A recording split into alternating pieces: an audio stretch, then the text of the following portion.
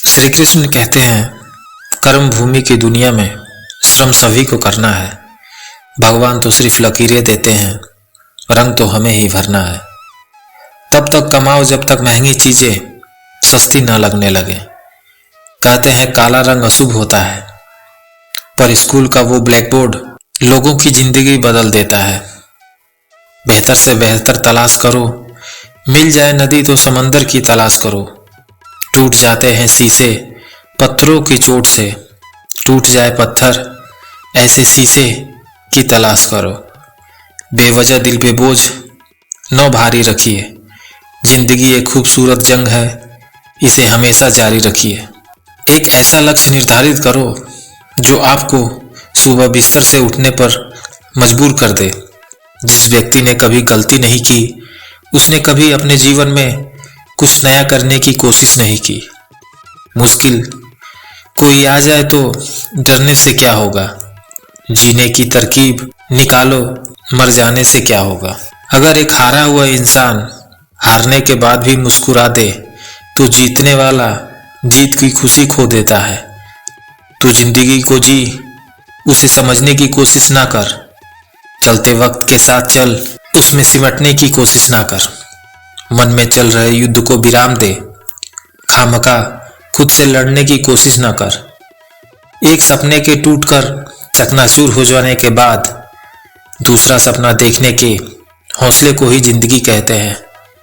कोशिश हमेशा परिणाम मिलने तक करें, क्योंकि दुनिया सिर्फ परिणामों को सलाम करती है, कोशिशों को नहीं।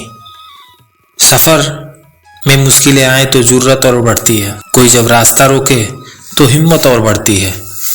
एक समय में एक काम करो और ऐसा करते समय अपनी पूरी आत्मा उसमें डाल दो और बाकी सब भूल जाओ। औरों के जोर पर उड़कर दिखाओगे तो अपने पैरों से उड़ने का हुनर ही भूल जाओगे। संभव की सीमा जानने का केवल एक ही तरीका है, असंभव से भी आगे निकल जाओ। जब दर्द और कड़वी बोली दोनों मीठी लगने लगे तब समझ जाना कि जीना आ गया। जीत की खातिर बस जुनून चाहिए, जिसमें उबाल हो ऐसा खून चाहिए। या आसमान भी आएगा जमीन पर, बस इरादों में जीत का गूंज चाहिए। जो तूफान में पलते जा रहे हैं वही दुनिया बदलते जा रहे हैं। अगर दूसरों को दुखी देखकर तुम्हें भी दुख होता है तो समझ लो कि ऊपर वाले ने तुम्हें इंसान बनाकर कोई गलती नहीं की।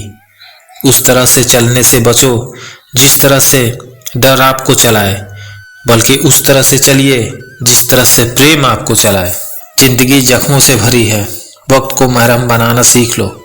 हारना तो है ही मौत के सामने, पहले जिंदगी से जीना सीख लो। उच्च विचार सेना से अधिक बलवान है, जिसके पास सिद्धांतों की शक्ति है वह कहीं भी हारता नहीं है। जो मिला उसमें ही खुश रहता हूँ, मेरी अंगुलियां मुझे सिखाती है दुनिया में एक समान कोई नहीं है। जिंदगी तुम्हारी है, चाहे तो बना लो, चाहे तो मिटा दो। अगर चाहते हो कुछ करना तो अभी भी वक्त है, अपनी जान लगा दो। जब मेहनत करने के बाद भी सपने पूरे नहीं होते तो रास्ते बदलिए, सिद्धांत नहीं, क्योंकि पेड़ भी हमेशा पत्ते ही बदलते हैं, जड़ें नहीं। दूसरों से अपेक्षा रखने के बजाय उनकी तारीफ करना सीखें। आपके लिए दुनिया ही बदल जाएगी जब लोग आपका साथ छोड़ दें, तो यह समझ लीजिए आप उस काम को अकेले ही करने में सक्षम हैं। अगर आपको लगता है कि आपके दुश्मनों की संख्या ज़्यादा नहीं है तो बस थोड़ा कामयाब होना पड़ेगा, फिर देखिए कितनी बड़ी फौज तैयार हो जाती है। आप जैसे विचार करेंगे वैसे हो जाएंगे। अगर आपको निर्बल मानोगे तो आप निर्बल ही बनोगे, और यदि आप अपने आप को सामर्थ्यवान मानोगे तो सामर्थ्यवान बनोगे। रुकावटें तो जिंदा इंसान के लिए आती है, मुर्दों के लिए तो सब रास्ता छोड़ देते हैं। जीवन का सबसे बड़ा गुरु वक्त होता है, क्योंकि जो वक्त सिखाता है वो कोई नहीं सिखाता। किसी की निंदा से घबराकर अपने लक्ष्य को नहीं छोड़ें, क्योंकि अक्सर लक्ष्य मिलते ही निंदा करने वालों की राय बदल जाती है। यदि आप अपने जीवन में शांति चाहते हैं तो लोकप्रियता से बचिए। लाख दलदल हो, पांव जमाए रखिए, हाथ खाली ही सही ऊपर उठाए रखिए। कौन कहता है छलनी में पानी रुक नहीं सकता, बर्फ बनने तक हौसला बनाए रखिए। जब आप दूसरों के लिए अच्छा चाहते हैं तो वही अच्छी चीजें आपके जीवन में वापस आती है। यही प्रकृति का नियम है। किसी भी जरूरतमंद को अपनी चौखट पर जलील मत कीजिए, क्योंकि ऊपर वाला कटोरा बदलने में देर नहीं करता। जिंदगी में दो लोगों का होना बहुत जरूरी है। एक कृष्ण जो न लड़े फिर भी जीत पक्की कर दे, दूसरा कर्ण जो हार सामने हो लेकिन फिर भी साथ न छोड़े। जीवन भूत और भविष्य में नहीं, जीवन तो इस पल में है, अर्थात वर्तमान का अनुभव ही जीवन है। प्रेम एक ऐसा अनुभव है जो मनुष्य को कभी परास्त नहीं होने देता, और घृणा एक ऐसा अनुभव है जो मनुष्य को कभी जीतने नहीं देता। जिस दिन आप भगवान के साथ जुड़ जाएंगे, आपकी परीक्षा शुरू हो जाएगी। कुछ लोग इसे दुख समझते हैं, लेकिन उन्हें यह समझना चाहिए कि भगवान उनके साथ है और उनकी बस एक परीक्षा ले रहा है। सुमिरन कर श्री कृष्ण का, साथ वो निभाएंगे। मंजिल पे तुम निकलो, रास्ता कृष्ण बनाएंगे। खुश रहो तुम, खुशी का राधे राधे पुकारो, तुमसे रिश्ता कृष्ण निभाएंगे। शांति से भी दुखों का अंत हो जाता है, और शांत चित्त मनुष्य की बुद्धि शीघ्र ही स्थिर होकर परमात्मा से युक्त हो जाती है। धर्म चाहे जो भी हो, अच्छे इंसान बनो। हिसाब हमारे कर्मों का होगा, धर्म का नहीं। श्री कृष्ण कहते हैं, जहाँ जिसका दाना लिखा होता है, समय उसे वहीं बुलाता है। कोई किसी का दिया हुआ नहीं खाता, हर व्यक्ति अपने नसीब का खाता है। इसलिए मनुष्य को कभी अपने पद, प्रतिष्ठा और पैसे का घमंड नहीं करना चाहिए। भगवत गीता में लिखा है, जिस समय कोई समस्या जन्म लेती है, उसके साथ ही उसका समाधान भी जन्म ले लेता है। उपासना प्रेम था मीरा का, कृष्ण को आराध्य बना दिया। सांसारिक प्रेम था रुक्मणी का, कृष्ण को पति बना दिया। उन्मुक्त प्रेम था राधा का, कृष्ण को कृष्ण ही रहने दिया। केवल ज्ञान ही एक ऐसा अक्षय तत्व है जो किसी भी अवस्था में और किसी भी काल में मनुष्य का साथ नहीं छोड़ता। अहंकार में तीनों गए, धन, वैभव और वंश। यकीन न आए तो देख लो रावण, कौरव और कंस।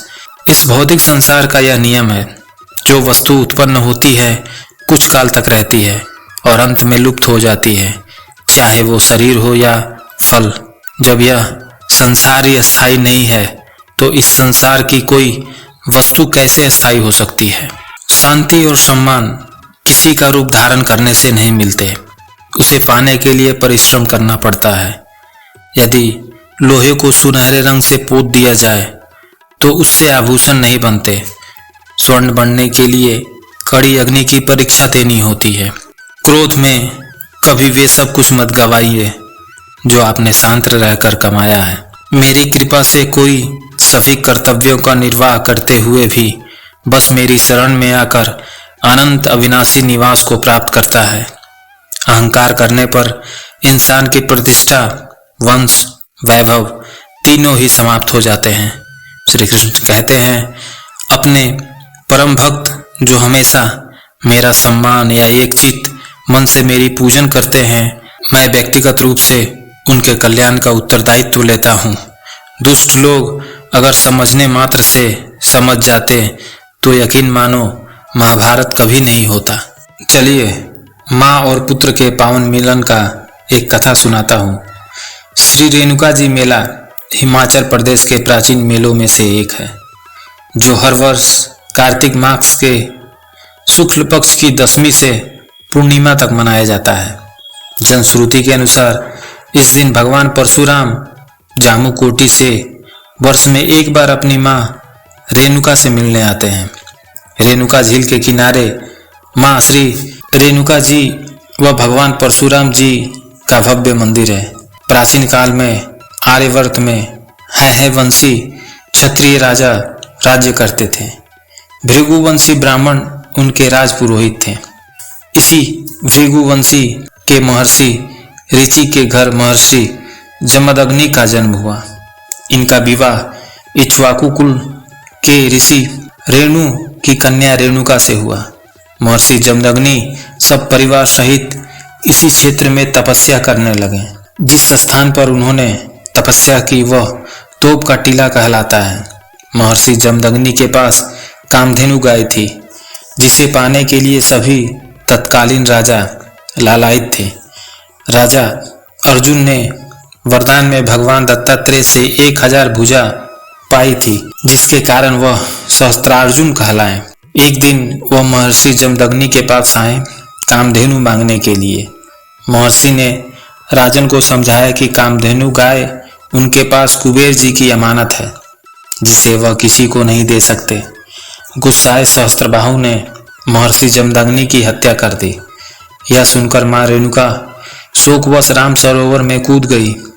राम सरोवर ने मां रेणुका के देह को ढकने का प्रयास किया, जिससे उसका आकार स्त्री देह समान हो गया, जिसे आज पवित्र रेणुका झील के नाम से जाना जाता है। परशुराम अति क्रोधित में सहस्त्रबाहु को ढूंढने निकल पड़े, उसे युद्ध के लिए ललकारे। भगवान परशुराम ने सेना सहित सहस्त्रबाहु का वध कर दिया। भगवान परशुराम ने अपनी योग शक्ति से पिता जमदग्नि तथा मां रेणुका को जीवित कर दिया। माता रेणुका ने वचन दिया कि वह प्रतिवर्ष इस दिन कार्तिक मास की देवोत्थान एकादशी को अपने पुत्र भगवान परशुराम से मिलने आया करेगी।